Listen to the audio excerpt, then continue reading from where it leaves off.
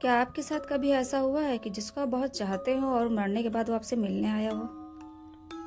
Hello, मेरा नाम आंचल है और आप हैं मेरे YouTube channel real horror incident में। आज की कहानी एक पिता और बेटी के ऊपर है। जिन्होंने मुझे अपनी ये स्टोरी सुनाई थी वो अपने घर की इकलौती बेटी थी। उन्होंने कहा था कि मेरे दो भाई थे मुझसे बड़े और मैं अकेली थी, और मैं जब पैदा हुई थी तो उसके 4-5 साल बाद ही मेरी मम्मी एक्सपायर हो गई थी।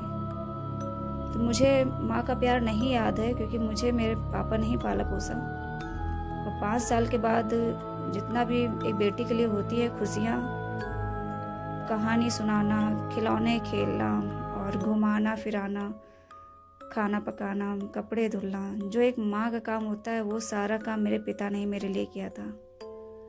उन्होंने मुझे किसी चीज़ की कमी नहीं होने दी थी और वो मुझे बहुत चाहते थे। मैं उनकी इकलौती बेटी थी तो अपने सारे बच्चों को बहुत चाहते थे, लेकिन एक सबसे ज़्यादा जो उनका प्रेम था वो मेरे साथ था। उन्होंने बताया कि मुझे माँ का प्यार कभी खला ही नहीं, कि ना मुझे उनकी कमी खली कि मेरी लाइफ में माँ नहीं है। मैं धीरे धीरे जब समझदार हुई तो मेरे पापा ने मुझे इतने अच्छे से पाला पोसा था, और समझदारी के बाद मैंने भी उनका बहुत ख्याल रखना शुरू किया। मुझसे जितना हो पाता था मैं उनके लिए करती थी और उससे ज़्यादा वो मेरे लिए करते थे। मुझे कभी किसी चीज़ की कमी नहीं होने दी। फिर धीरे धीरे पढ़ाई के बाद उन्होंने मेरी शादी कर दी, और शादी भी उन्होंने एक अच्छे घर में करी थी। लेकिन तब मैं लखनऊ आ गई थी शादी करके और वो गाँव में ही रहने वाले थे। फिर भी हमारी कभी कभी उनसे बात हो जाती थी, क्योंकि पहले इतना फ़ोन का फ्री वाला सिस्टम नहीं था कि फ्री में बात हो जाया करे, तो बहुत कम बात हो पाती थी। और महीने में वो मुझसे 1-2 बार मिलने ज़रूर आते थे। ऐसा कभी कोई महीना नहीं जाता था कि जब वो मुझसे मिलने ना आए।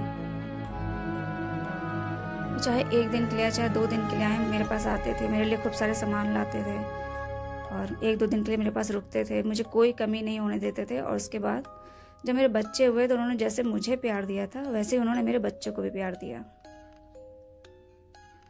ऐसे करते करते कई साल बीत गए, मेरे बच्चे भी बड़े हो गए और वो स्कूल उनका जाना शुरू हो गया। तो मैं बहुत बिजी हो गई थी। तब उसके बाद ससुराल में ये होता है कि आपको भाई ज़्यादा टाइम नहीं मिलता है।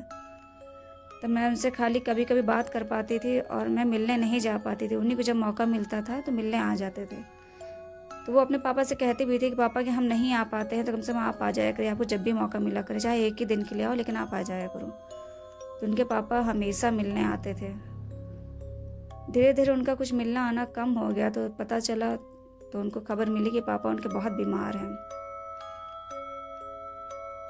उन्होंने ही मौका निकाल के बच्चों का स्कूल था तो मौका नहीं मिल रहा था, लेकिन फिर भी उन्होंने किस तरह मौका निकाला और अपने पापा से मिलने गई। देखा तो उनके पापा की कंडीशन ख़राब हो रही थी, बीमार भी थे।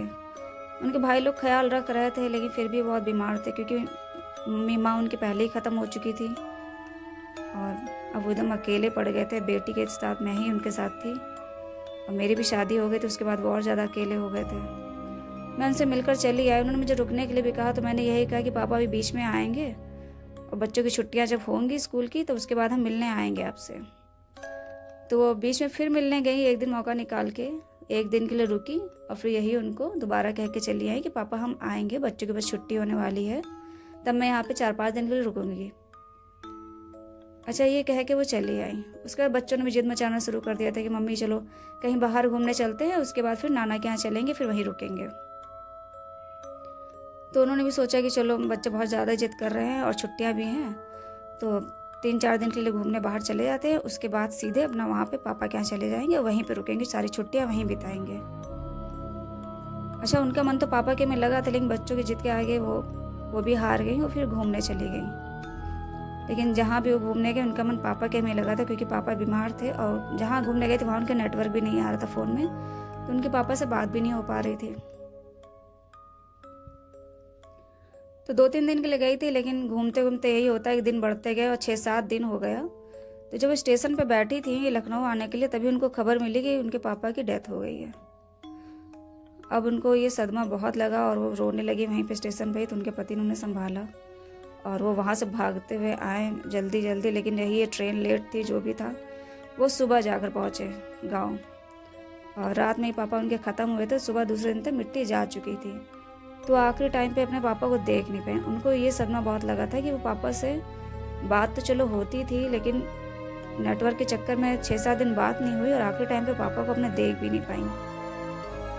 इस चीज़ के लिए वो बहुत रोईं और बहुत परेशान रहीं। वहाँ से भी जब गांव से लौटकर लखनऊ आईं तो वो 1 महीना उनका ऐसे ही रोते और उदासी में ही बीत गया। उनके पति ने भी उनको बहुत समझाया कि ऐसे रोने से तुम अपनी हालत ख़राब करोगी, जो चले गए वो तो अब आएंगे नहीं और तुम्हें बहुत मानते थे, तुम्हें इस तरह से नहीं रोना चाहिए। लेकिन फिर भी वो अपने पिता को याद कर करके बहुत रोती थी। ऐसे एक दिन वो शाम को बैठी थी, महीना भर जब हो गया था उनके पापा को गुजरे हुए, तो हवा चल रही थी और उनके हस्बैंड बाहर खड़े किसी से बात कर रहे थे। ऑफिस का कोई फ्रेंड आया था तो उससे बाहर खड़े बातें कर रहे थे और शाम का टाइम था। जैसे उनको लगा कि पर्दे के पीछे कोई उनके पापा की आकृति का कोई आदमी खड़ा है और उनको झांक के मुस्कुरा के देख रहा है। अब उन्होंने जब ये देखा तो पापा कहते हुए कस के भागी और बाहर इधर उधर देखते हुए गली में भागने लगी। अपनी वाइफ को भागते हुए देख के उनके पति भी परेशान हो गए, वही भागते हुए गली में गए कि क्या हुआ, अचानक से क्यों भागने लगी। तब उन्होंने जाकर अपनी वाइफ से पूछा भी क्या हुआ, तुम अचानक से क्यों भागने लगी। तो वो रोते बताने लगी कि पापा आए थे, पापा को मैंने देखा है। तब उन्होंने उनको समझाते हुए घर लेके आया, समझाया कि पापा तुम्हारे ख़त्म हो चुके तो तुमने पापा को कैसे देखा। उनका मुझे ही पता पापा ख़त्म हो चुके, लेकिन मैंने पर्दे के पास देखा कोई पापा ऐसा आदमी खड़ा था और मुझे देख के हंस रहा था और वो खूब रोने लगी।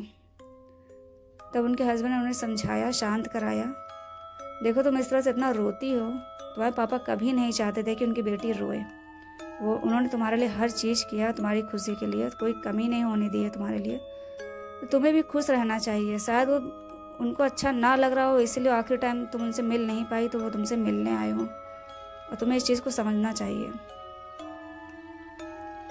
अपने हस्बैंड की बात सुनकर उनको भी ये लगा कि शायद वो इतना रो रही हैं पापा के लिए, वो आखिरी टाइम नहीं मिल पाई थी और इसीलिए वो शायद वो एक बार झलक दिखलाने अपनी आए हों। तो उनको भी कुछ फील हुआ, तो फिर वो अपना रोना धोना जो भी था धीरे धीरे उन्होंने अपने आप को कंट्रोल किया और मजबूत बनाया कि नहीं, मुझे नहीं रोना चाहिए, क्योंकि आज अगर पापा होते तो यही चाहते कि उनकी बेटी खुश रहे। तो अगर पापा यही चाहते थे तो ठीक है, उनकी बेटी हमेशा खुश रहेगी। इस तरह से वो फिर उन्होंने वो सब चीज़ें वहीं पे छोड़ दी। वो अभी पापा को याद करती थी, खुद ही कहती थी कि मुझे पापा अभी बहुत याद आते हैं, लेकिन अब मैं उनको याद करके रोती नहीं हूँ, क्योंकि उन्होंने मेरी खुशी के लिए हमेशा सब कुछ किया है। तो अब मैं खुश रहती हूँ और उनको भी बहुत याद करती हूँ।